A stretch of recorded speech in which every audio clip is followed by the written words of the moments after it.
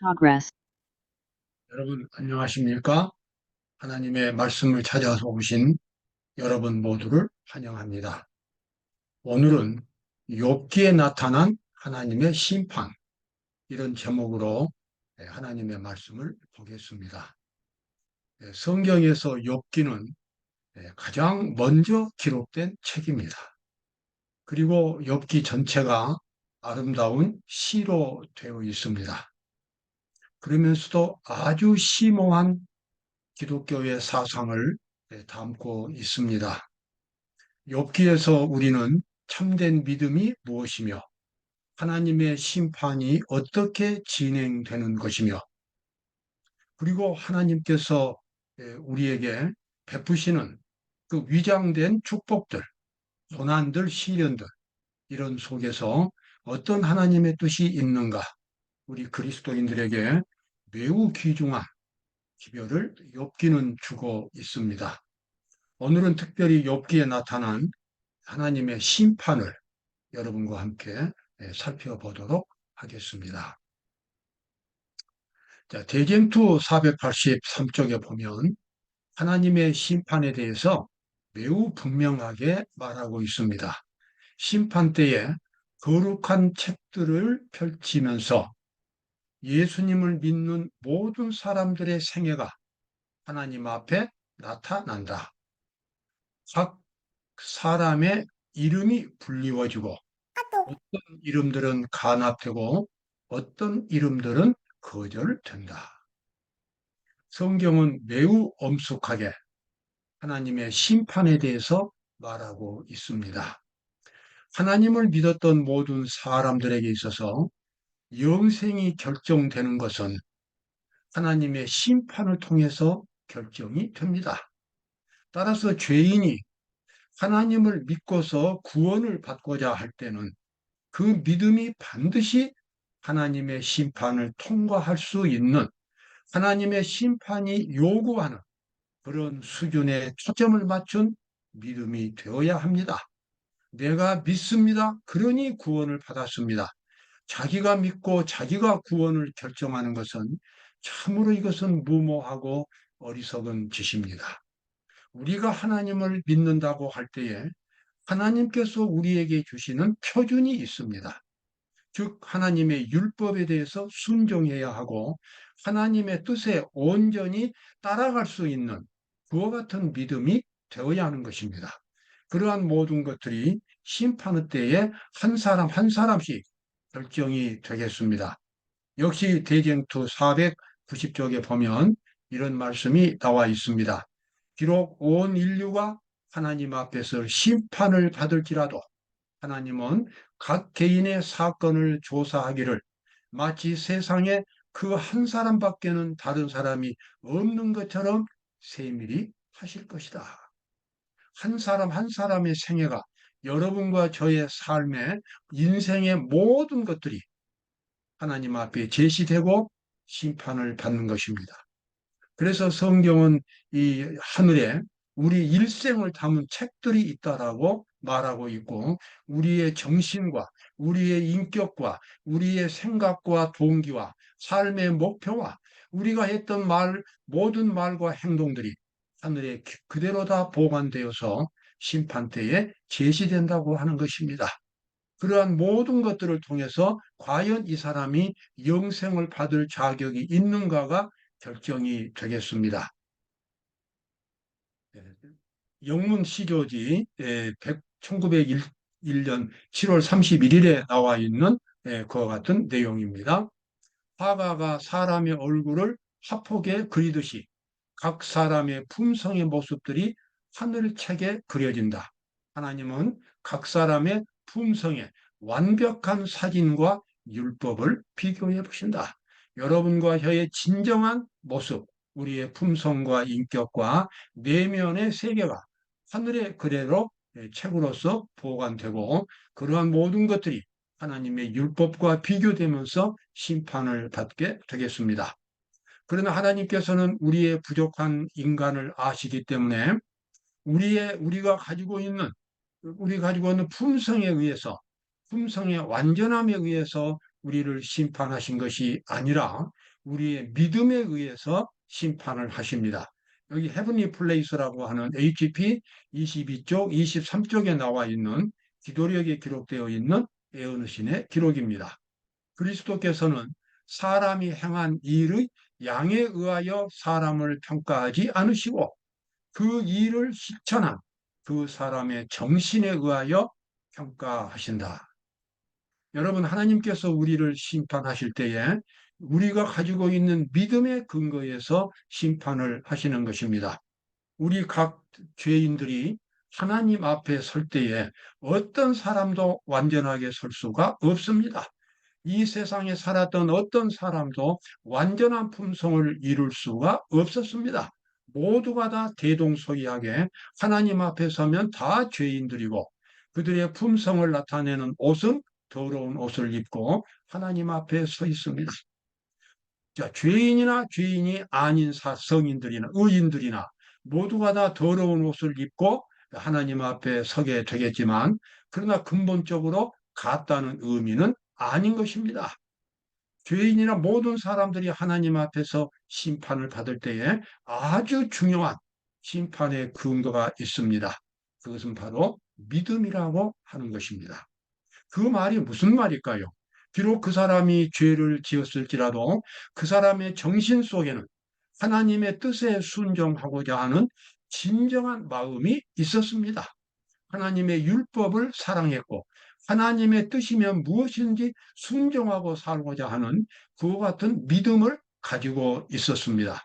만약에 그 사람이 그러한 믿음을 가지고 있다면 그 사람의 품성이 온전하지 못한다 할지라도 하나님께서는 그 사람의 믿음에 근거해서 나머지 부족한 모든 것들은 그리스도의 의로서 채워주심으로써 그 사람은 영생을 얻을 자격을 가질 수 있게 되겠습니다. 여기 나와 있는 HP 22쪽, 23쪽에 나와 있는 말씀도 같은 기별이 되겠습니다. 그리스도께서는 사람이 행한 일의 양에 의하여 사람을 평가하지 않으시고 그 일을 실천한 그 사람의 정신에 의하여 그 사람의 믿음에 의하여 판단하신다라고 그렇게 기록이 되어 있습니다. 자, 제가 제목에 말씀드린 대로 우리 욥기에 대해서 살펴보도록 하겠습니다. 욥은 욥기에 나타난 이 주인공인 욥은 아주 태고적에 살았던 아주 부자고 모든 사람들에게 영향력이 있는 사람이었습니다. 성경은 욥이 동방에서 제일 큰 자라고 기록이 되어 있습니다. 성경에서 말하는 동방은 보통 메소포타미아 지역을 의미하겠습니다.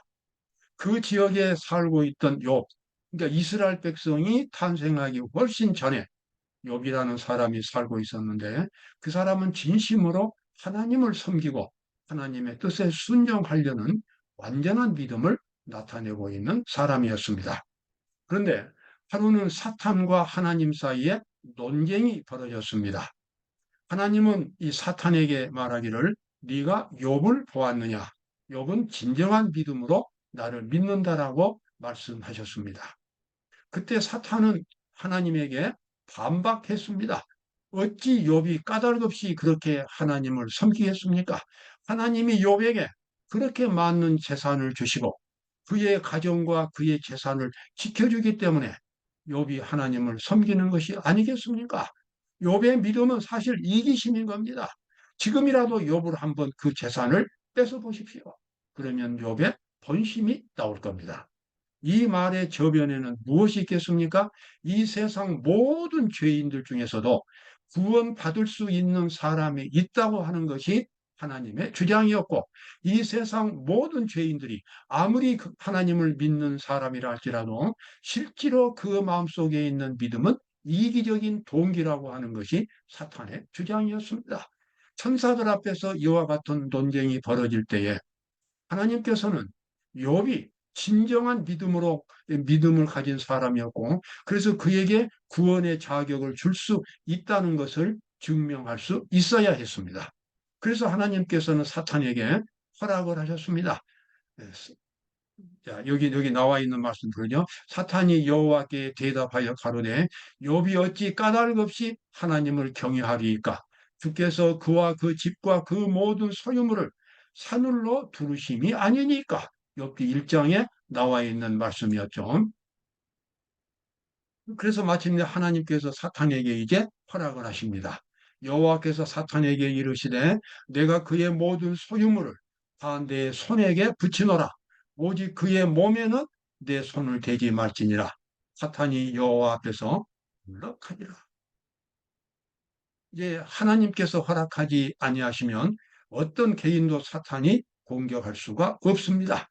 이제 사탄이 하나님의 허락을 받고 이제 하나님에게서 물러갔습니다. 그 뒤로 어느 날 욥에게 정말 놀라운 일들이 벌어졌습니다. 하늘에서 벼락이 내리더니 욥의 자녀들이 다 몰살을 했습니다.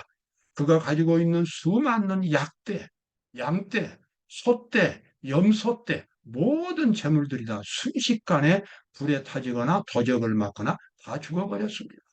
욥은 순식간에 알거지가 되어버렸습니다. 정말 누가 봐도 하늘의 천벌을 받은 사람처럼 보였습니다. 욥도 놀랬지만 주변의 모든 사람들이 다 큰 충격을 받았습니다. 저 욥이라고 하는 사람에게 어떻게 이런 일들이 일어날 수 있는 것일까? 사람들도 그 어느 누구도 하나님과 사단 사이에 있었던 그 대논쟁, 대투쟁을 보는 사람이 아는 사람이 없었습니다. 그럼 그와 같은 상황에서 욥이 어떻게 했습니까? 욥이 일어나 겉옷을 찢고 머리털을 밀고 땅에 엎드려 맹세하며 경배하며 가로되 내가 모태에서 적신이 나와 싸운즉 적신이라 말은 벌거벗은 몸입니다. 내가 어머니 뱃속에서 나올 때에 적신으로 나와 싸운즉 또한 적신이 그리로 들어갈지라. 주신 자도 여호와시요 취하신 자도 여호와시니라. 욥이 참으로 훌륭한 믿음을 나타냈습니다. 하나님을 향하여 원망하거나 저주하거나 분노하거나 이런 일을 하지 않고 나에게 맞는 재산을 주신 분도 하나님이셨고 이제 그 모든 재산을 가져가신 것도 하나님이셨고 그래서 하나님의 이름이 영광을 받을 거라고 그렇게 사람들 앞에서 찬양을 했습니다. 그의 믿음을 나타냈습니다. 그 후로 다시 이제 하나님과 사탄 사이에 또 논쟁이 붙었습니다. 사탄이 다시 한번 하나님께 도전합니다. 하나님 한 번만 더 저에게 기회를 주십시오. 이제 제가 욥의 몸을 치겠습니다. 죽이지는 못하지만 욥을 치면 욥이 건강을 잃어버리면 그때는 욥의 본심이 나올 겁니다. 그때 하나님께서 다시 사탄에게 이제 허락을 주십니다. 그래서 사탄이 이제 나와서 욥을 공격하는데 욥의 온몸이 악창이 들어가지고 창이 돋아 나와서 그냥 진물이 흐르고 가렵고 그냥 얼굴과 몸이 흉측하게 일그러지고 정말 나병 환자인지는 모르지만 심한 문둥병자처럼 그렇게 변해 버렸습니다. 누가 봐도 하나님의 저주를 받은 사람으로 그렇게 보였습니다. 어떻게 사람이 살다가 하나님을 그렇게 경건하게 믿었던 사람이 이렇게 변할 수 있는가? 근데 그때도 역시 그의 몸이 그렇게 악창이 들어서도 욥은 결코 하나님을 저주하지 않았고 하나님께 감사하며 하나님의 뜻이 있을 것이라고 하는 하나님에 대한 믿음을 그가 굳건히 세우고 하나님께 분노하거나 원망하지 않았습니다. 여기 에스겔서 14장 14절에 보면 이런 말씀이 가장 훌륭한 믿음을 가졌던 세 사람의 이름이 나옵니다. 비록 노아, 다니엘, 욥 이 세 사람이 거기 있을지라도 그들은 자기의 의로 자기의 생명만 건지리니 나주 여호와의 말이니라. 욥은 참으로 훌륭한 믿음을 가졌던 사람이었습니다. 그러나 오늘 우리가 살펴보고자 하는 하나님의 심판의 기별은 그 다음에 나와 있는 욥의 발언에서 우리가 찾아볼 수 있습니다. 자, 여기 나와 있는 욥기 3장 11절에 이렇게 하나님을 원망하는 욥의 발언이 나옵니다. 어찌하여 내가 태에서 죽어 나오지 아니하였던가? 어찌하여 내 어미가 낳을 때에 내가 숨지지 아니하였던가? 욥은 자기의 생일을 자기가 이 세상에 태어난 것을 저주하고 나중에는 하나님을 원망합니다. 어떤 사람들은 이 욥의 원망을 오해해 가지고 욥이 정말로 하나님을 원망한 것처럼, 욥이 믿음이 부족한 것처럼 그렇게 나타내는 사람들이 있는데, 그것은 큰 오산인 것입니다. 욥이 하는 원망이나 욥이 여기 자기 자신을 저주하는 이와 같은 모습은 불신에서 나온 것이 아니라 그의 진실한 믿음에서 나온 원망이었습니다. 여러분, 그 이유는 무엇이었습니까? 욥은 하나님과 사탄 사이에 어떤 쟁투가 벌어진 것을 전혀 몰랐습니다. 자기가 천벌을 받은 줄로 알았습니다. 천벌을 받았다면 자기가 죄인이어야 할 텐데 어떻게 나 같은 사람을 하나님께서 이렇게 천벌을 내리십니까?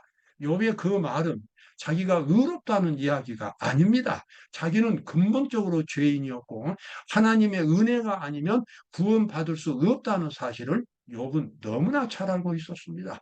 욥은 그가 진정으로 하나님을 사랑했고 하나님의 말씀에 순종했고 하나님의 말씀대로 가난하고 어려운 사람들을 끊임없이 도와주고 다른 사람들에게 덕을 베푸는 하나님의 거룩한 뜻을 끊임없이 생활 속에서 실천하는 그런 사람이었습니다.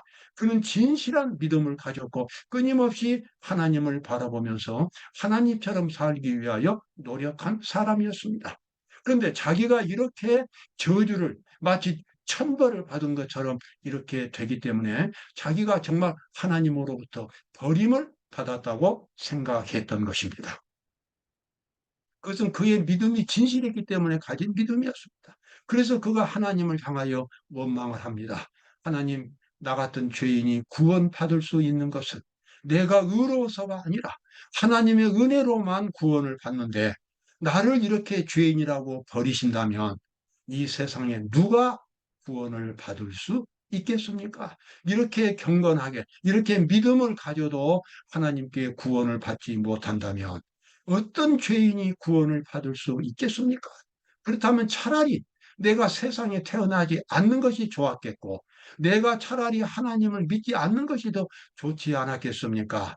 그러면서 욥은 그 주에 나오는 여러 말 가운데서 하나님, 내가 하나님 앞에 나서기를 원합니다.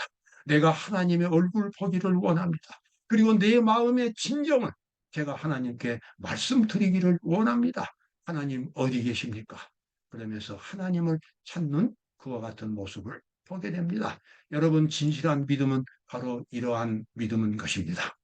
친구들이 와가지고 욥에게 저주하면서 아주 정죄를 했습니다. 네가 회개하라는 것입니다. 네가 이렇게 천벌을 받은 것 보니까 네가 뭐 사람들 안 보이는 데서 하나님만이 보시는 데서 네가 큰 죄를 짓지 않았느냐. 그러나 욥은 친구들의 그와 같은 주장을 반박했습니다. 나는 단정코 너희를 옳다 하지 아니하겠고 죽기 전에는 나의 순전함을 버리지 않을 것이라. 내가 네 의를 굳게 붙잡고 놓지 아니하리니 일평생 내 마음이 나를 책망하지 아니하리라.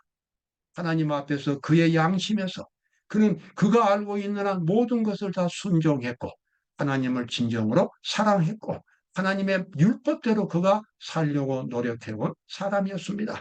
그는 자기 자신에 대해서 이와 같은 확신이 있었습니다.